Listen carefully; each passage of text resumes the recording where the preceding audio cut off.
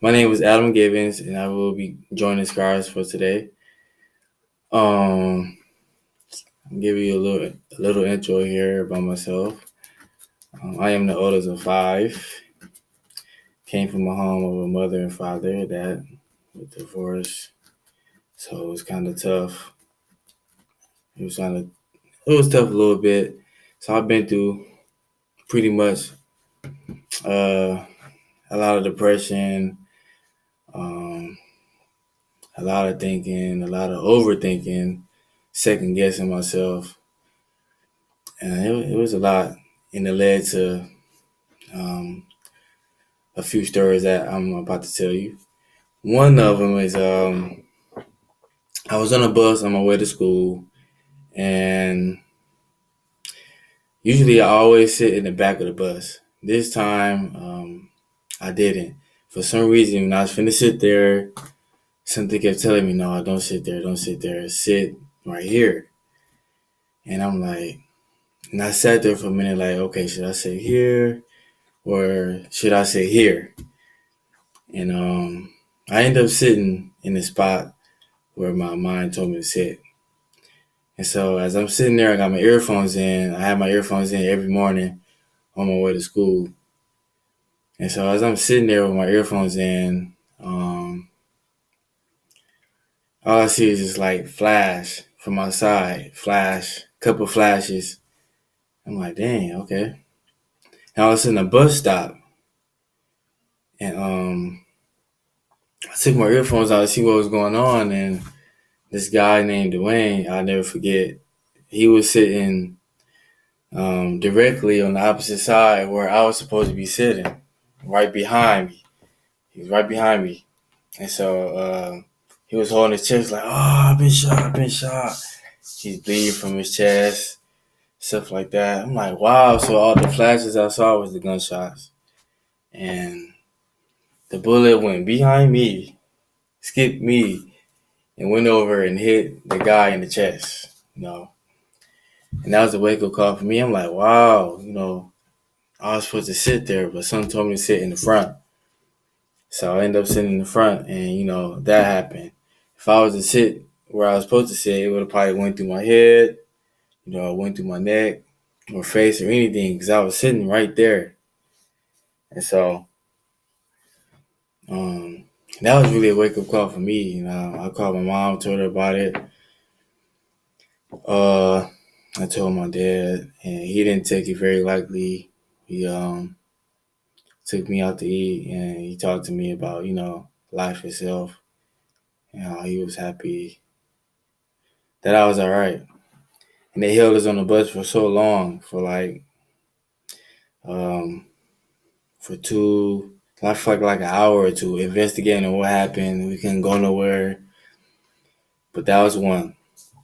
So the second one, I was on my way to work. I had picked up three guys. Three guys rode with me. One in the front, two in the back. And before I left work, I was up all night. You know, I was going through. Um, I was going through some problems in the relationship that caused me not to sleep. I was worried about where she was and blah blah blah. I'm not gonna get into that story, but I was worrying about the wrong things that made me not sleep. And so on my way to work, I stayed up all night arguing and stuff like that. So on my way to work, I didn't get no rest. And as I was driving, I was kind of getting tired. Everybody was asleep, and so I didn't want to ask. I don't know why I didn't ask anyone else to drive for me, but I thought I could make it. And so that was like 3 minutes away from work, and this guy will yell like, "Hey, hey, hey! Look, bro! Look! What's going on? You already on the side of the road." So all I see is this is the guardrails on the side. I'm finna smack the guardrail like head on, and so I swerved over, and as I swerved over, I missed it, but it caught the side of my car, made my car flip over, and we were just turning around in the middle of the highway upside down. And so the people in the back managed to get out. The guy in the front managed to get out. I couldn't get out. I was kind of stuck. So one of the guys came back to get me. And on his way back, the car was like kind of smoking. Airbags was catching on fire. And so he got me out in time. And I walked away from the accident with no bruises, no scars, no nothing. I was clean. And it was amazing. Like, wow, my car is damaged. It's flipped over on the highway on cruise control. I never slowed down. And I just walked away like nothing happened. And so at this point, I'm like, wow, it didn't register in my mind that, it was God. You need to change what you're doing, change your life. And I was young, so I didn't really think of it like that. But my granny reminded me of God spared my life, and that's what I need to thank for walking away from the accident, which I did. And that was two.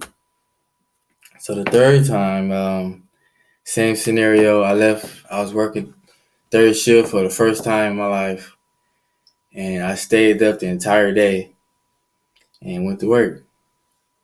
And I'm not familiar with the third. If you're familiar with the third shift, it's kind of hard, and it's not easy working third shift. So, anyways, on my way home, I was dozing off because I didn't get no sleep, dozing off, and I end up, falling asleep, and my car kind of drifted over a little bit to where I had nudged the car. I didn't like hit it. I like kind of bumped it a little bit, and the car I bumped began to go out of control. He couldn't control his car. I rear-ended him, and I woke up. I didn't know what was going on. I just see my car drifting over, and I was in shock. Again, my car was in cruise control, and so I got over to the shoulder, and I went in the ditch, and I was going like 75 in the ditch,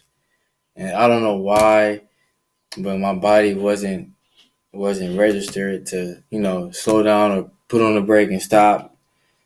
If I was alert, then I wouldn't have gotten to the accident. I would have just pulled over and stopped and make sure the guy was all right.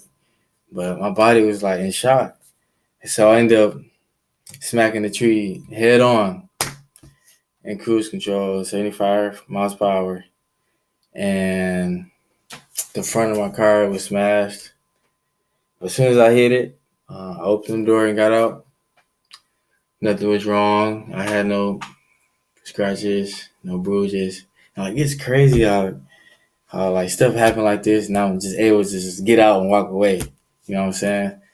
So I was like in disbelief, like, wow, nothing happened, because I saw myself and hit the tree, and what I did was I did this, closed my eyes, and I was like, oh man, I'm finna hit it, and I ended up hitting it. Airbags came out, and I was able to get out and walk away. And I went to the hospital anyway to get, x-rays and CAT scans. They was all negative.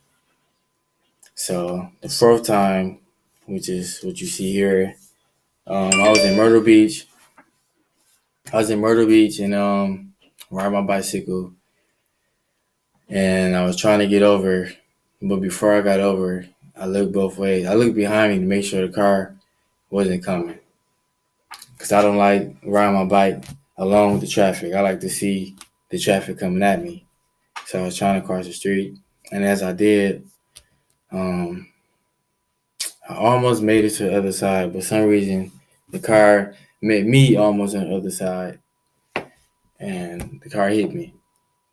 And I was on a regular bike, and I flew in the air and blacked out. Only thing I remember is me saying ah. I screamed ah as I flew in the air. As I landed, I had a big knot on my head, a couple knots across my forehead, gashes, all this to the white meat, scars on my knees, and my left leg, my left calf, became real big because that's what they hit to knock me in the air. My bike, the body was fine, but the wheels was bent up. And I'm thinking to myself, and when it happened, I was able to. I woke up and I saw cars. All I see was cars and people pulling over, getting out their cars. I'm like, dang, what just happened? How did I get hit? And I jumped up real fast and ran to the side to hold my leg because my leg was bothering me. But everybody came over and asked me, was I okay? And I was like, yeah, I'm good, I'm good. And I was just in shock, like, wow, I'm really still alive. God spared my life once again.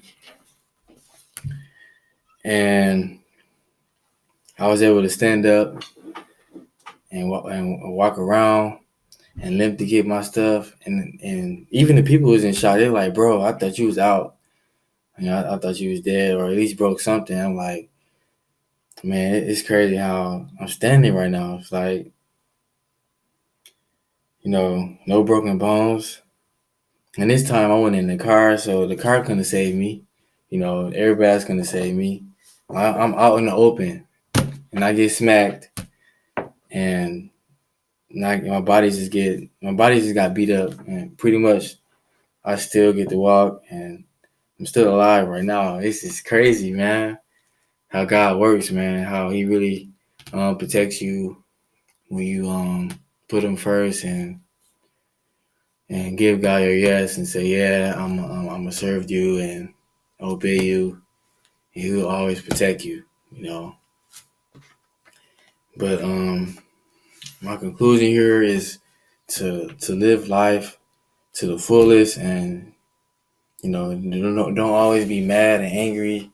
And if you're angry and holding grudges, let it go because you never know.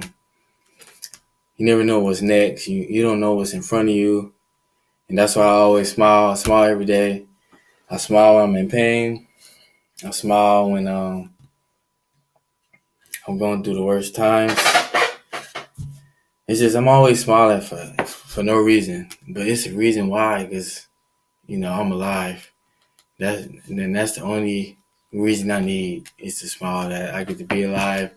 I get to dress myself and move around, and I'm just glad to be alive to just live life. And I got a son on the way, so I know my son is gonna need me, and so I know God has a purpose for me in life. So I try to live life to the fullest, and always live your life right and respect others and respect what God has for you, and don't try to live your own life.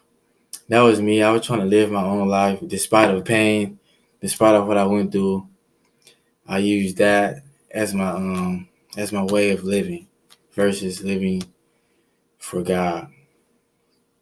And I got a couple of scriptures here, but I'm just gonna read this. Uh, I smiled at them when they didn't believe in me, and they did not diminish the light in my face. So there's a lot of people that didn't believe in me when I was a little kid, and still don't. So I smile anyway. You know what I'm saying? But they never, take that away from me. Like, no one will never take the smile away. But the smile speaks volumes. And it's a lot behind the smile. But I don't let it. I don't let my smile ever go away. My mom always told me. She told me a long time ago that never let someone take your smile. And I live with that, and I will always remember that. And I appreciate my brother for giving me this opportunity to be on Scars. Hopefully, I tell someone out there, always from now on, like whoever watching this video, try to live right and try to live life to the fullest. If it's something that you have in mind, like a goal, strive to do it. And it's never too late. People think, when you get 30 or over 25, it's too late to strive for what you want to be. But it's never too late. Always work hard and grind hard, and hopefully one day you will get it and you keep God first. Thanks.